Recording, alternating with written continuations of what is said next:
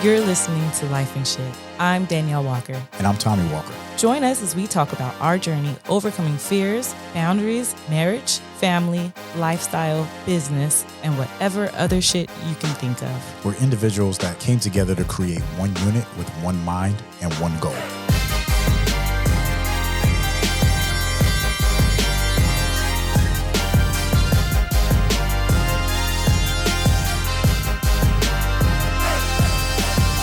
What's up, baby? What's up? How you been?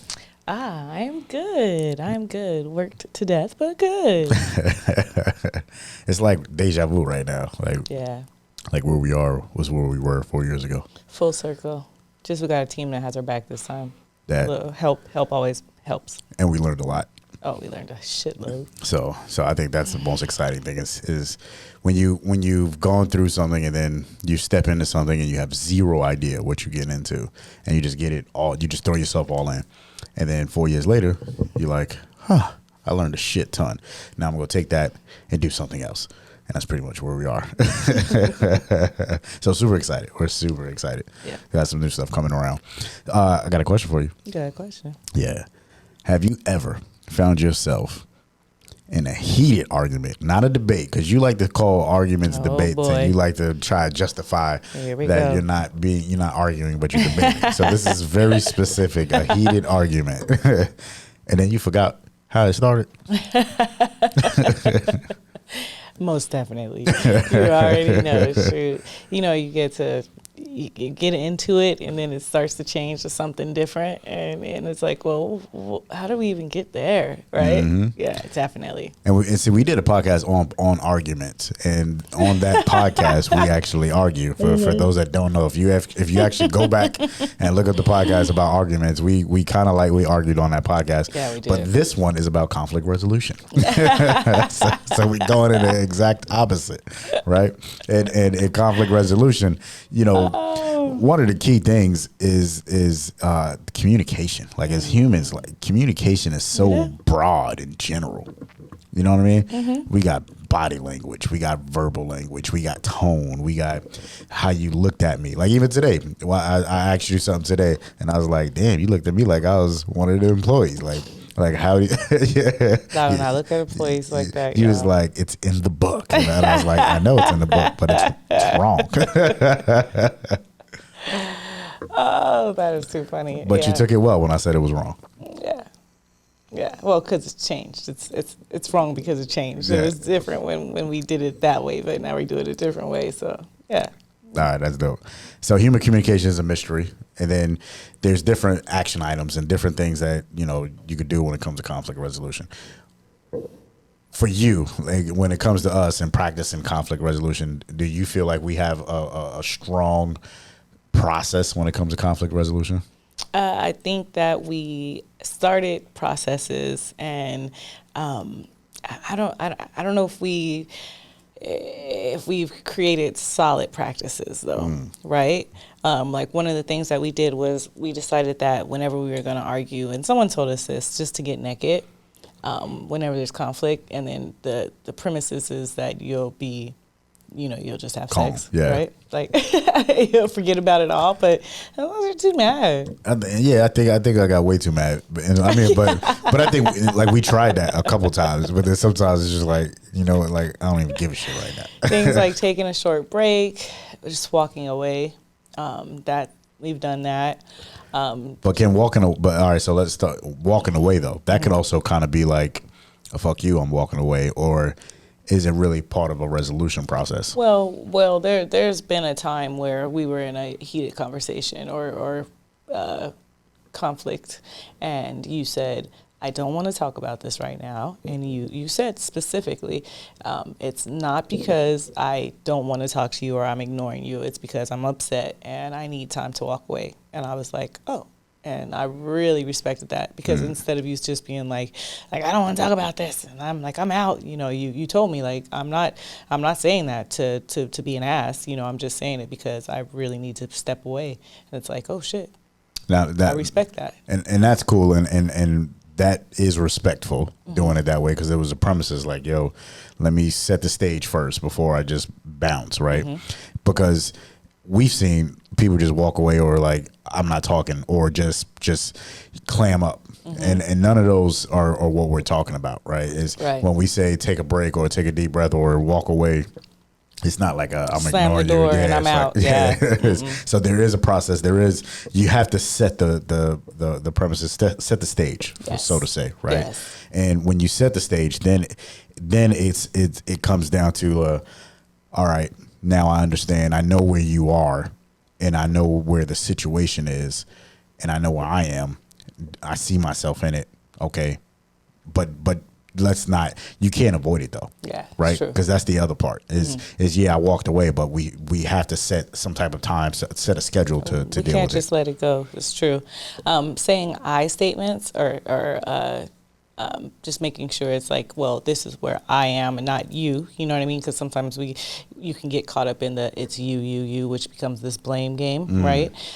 So I know that's one thing that I've really been working on is just the not blaming, right? And then the I statements. What do you think are some ways that some tools that we use? I know definitely for me, taking ownership is one of the biggest things. That's and I take ownership in any, even if it's people always say, "Oh, it wasn't my fault." Well, there was my fault somewhere, right? That makes sense. So I always try and make sure, like, where did I go wrong in this? Like, and going wrong might sound strong, right? But there was something in that triggered the conflict, and so conflicts. Yes, some conflicts you have zero control over, but usually if it's between two humans, that. Especially if you're angry, there was something in there where you're like, all right, let me find out my ownership. So that was the first thing for me, is taking ownership. And then, in my process is like, all right, once I find out taking ownership, yes, I'm taking a deep breath.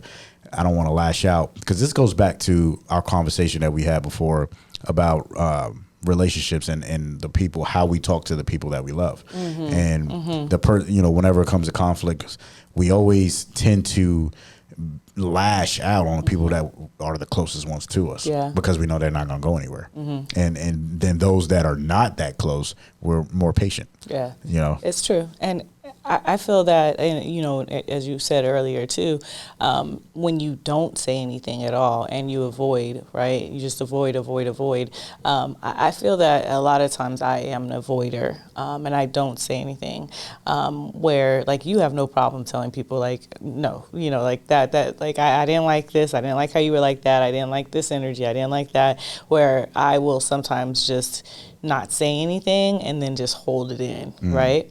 And then I get frustrated because I didn't say anything, and I never pointed out like I don't like that, or I don't, you know what I mean? And it's like I save face or hold feelings, but then in the end it just makes me resentful, right? Because I never said anything and I didn't let it go, and it just makes you feel some kind of way. Facts. So I think it's always best to allow that the conflict to be resolved. And when you say, you hold things and it becomes resentful, going back to your I statements, what's the easiest way, or have you practiced the easiest way, or have you tried anything to say, all right, check this out. You made me feel this way, or I feel this way when you did this. Yeah. So things like self-awareness, right? So I have been taking the time to check myself out.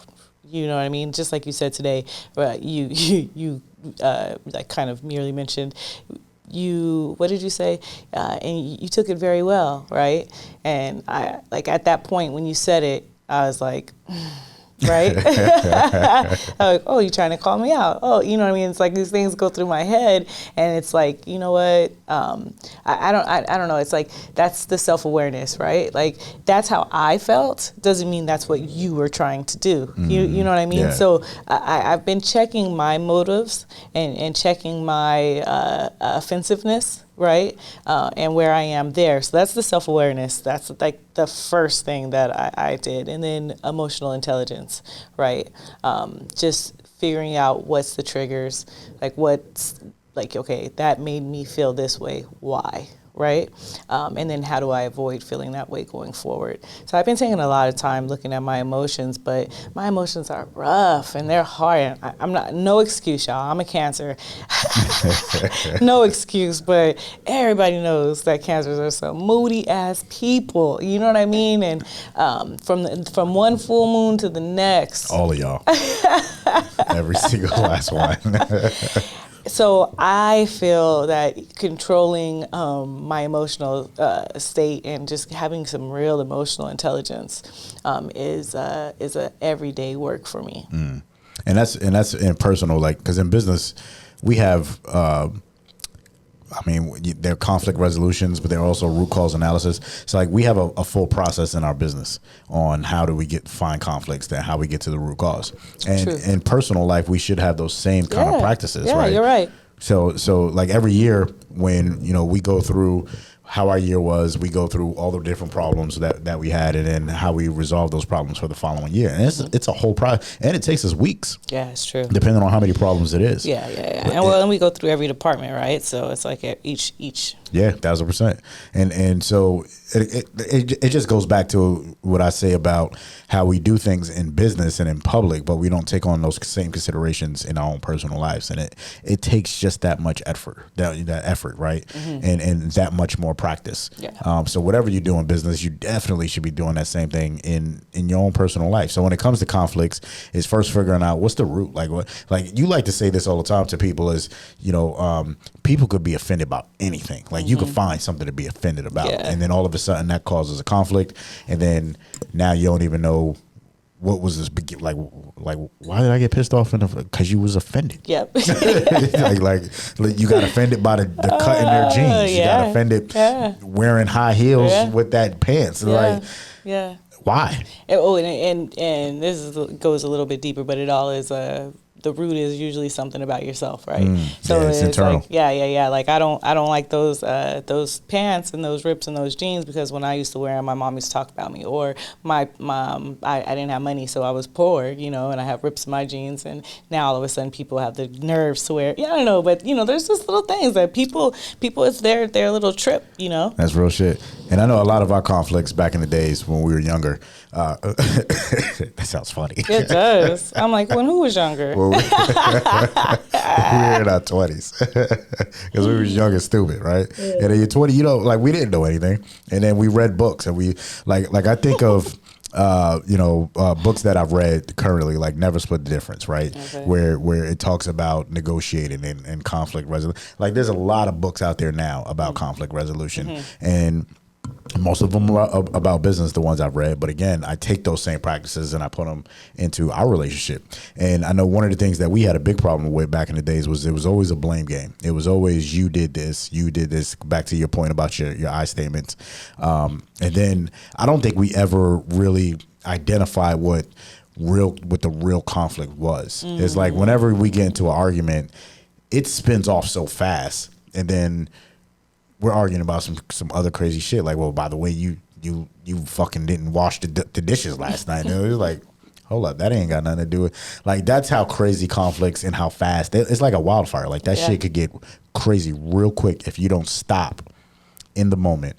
And because you said this about me, is that moving forward process. Because we'll argue about something. And then you'll say something, I'll be like, what does that got to do with right now? Like, that has zero to do with this situation, this problem right now. But I'm like, yes, it does have something to do with it, because here's the similarities. Similarities, yes. Similarity, it don't even mean it. That's not the conflict. No, one thing that you'll say is if I feel that I can't, I'll say, well, this is what it was. And it's like, okay, now what? And it's like, okay, you're right. Now what, right? Like, now you know this, or now this has happened, and now what? Like, how do we move on, right? And that's like a huge resolver of all of the conflict, you know what I mean? It's like, how do we move on? And what do we do now? It's like, oh, okay. Now, what about life decisions? One life decision that was a conflict for us was when we first got together. Everyone knows we are a blended family. What people don't know is that I wanted to have a child by you. I wanted us to have a blend of us, right? So it's like, oh, you have yours, I have mine, but I totally love and appreciate, and they're all ours at this time. But I did want a baby. Mm-hmm. And I would say I picked at you for some months. I would say some months. Years. Yeah. I would give it a good 2 years. Maybe. It was a good 2-3 years. Yeah. Off and on. And then finally you're like, damn it. All right, let's have a baby. And I was like, first off, I don't like the way you said it. I don't like the way you agreed. And second, really? Like, I don't know if I really want. and that's how we resolve that conflict. Yeah, is I agree to it. It's true. But what do you think is a way that couples can de-escalate without them going on for 2 years? It goes back to setting the stage, and for us, I know. Misinterpretation or misunderstanding, miscommunication, or all of those things are ways that couples could really fuck up a good thing. So any conflict, even a life decision conflict like that, for us, what's always worked was, okay, so what I'm hearing is, and at that point in time, it was like, what I'm hearing is you would like for us to have a baby that we have of our own that we share. Mm-hmm. And you was like, yes. And I said, well, then when we travel, who's going to take care of that kid? And you was like, huh. And I said, and then when we start doing this, when I start giving you all these different scenarios, and all I did was ask questions, mm-hmm. but I didn't point at you. I didn't say, you're going to do this and you're going to do that. I just asked questions like, all right, that's what I'm hearing. So now if that's what you're thinking, what about all these different options? And then you came back and you was like, well, I didn't think about that. I think there was a little pointing, a little, you're going to have to do this and you're going to have to do that. And I was like, damn, you're right. Well, yeah, because you was like, I don't want to see the kid till it's 5. I want a nanny. But yes, to your point, good communication, good open communication does help to resolve conflict. And then active listening, which is what you're kind of alluding to, right? Active listening is when you repeat back what you heard to the person, right? So it's clarifying, like, what I believe I heard was, then you just repeat what you heard that person say, make sure that that's correct what they said, and then move on from there. Yeah, active listening and then empathy. So empathy, yeah. Yes. So in whatever whatever situation or whatever side you're on in the conflict, you got to, it goes taking that step back and finding your ownership and then having empathy in it. And empathy is one of those things that it's not about you. You don't have empathy to say, oh yes, I understand, but you're just acknowledging that there is a problem. And once you acknowledge there's a problem, and that's one thing that I feel like I do very well, is like, okay, we have ourselves a problem and we got to get to the bottom of it. Mm-hmm. And not just the bottom of it to where we can move on, but where we can move on and try not to make sure this happens again. Mm-hmm. And that's, for me, that's very important. Yeah, that's real. That's real. Do you think that we've ever encountered, or what are some some conflicts that we got into that we just were not able to resolve? Not able to resolve.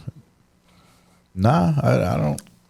You think we just ironed them over? Like those old people that have like that one thing, like Rufus, back in 1999 when you did that, like you don't ever get off of that. Like it's that one thing. I mean, I don't have anything that unresolved. I think okay. Yeah. I think we were talking about it when we were talking about this podcast, that you said it was me who has the unresolved. Yeah. I'm like, I sleep well. Very well. Oh, shoot. That's well. See, and to me, conflict is not always about disagreements. Like a conflict doesn't always have to be a disagreement. It could be just a growth opportunity. It's like you run into an obstacle, and then it's like, all right, how do I get over this? And it's an opportunity for you to learn from it, and then you grow from it, and you're like, well, shit, that's called growing up.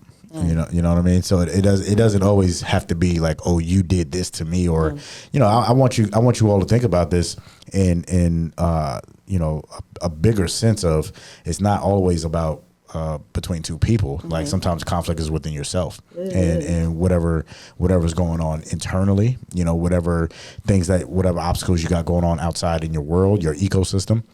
But those are all growth opportunities, as long as you don't sit back and dwell in those things. You know what I mean? You seek an opportunity for you to say, all right, let me figure this out. Let me put my head together. Let me acknowledge it.